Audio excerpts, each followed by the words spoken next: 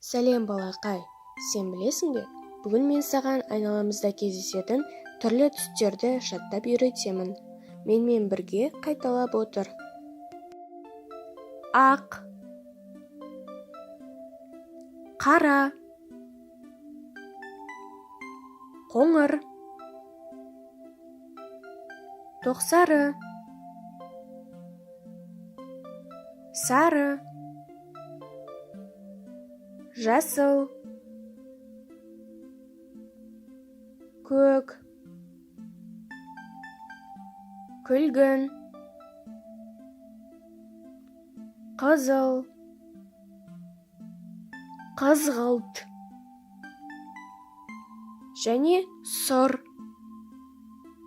Балақай, жақсылап жаттап алу үшін тағы да бір рет қайталап өтейік.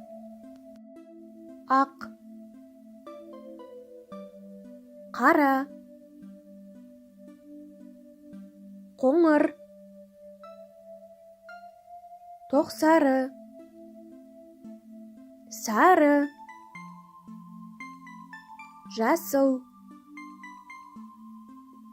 көк, күлгін, қызыл, қызғылт және сұр. Жарайсыңдар балалар. Видеоны бірнеше рет қайталап көріп жаттап алыңдар. Сау болыңдар.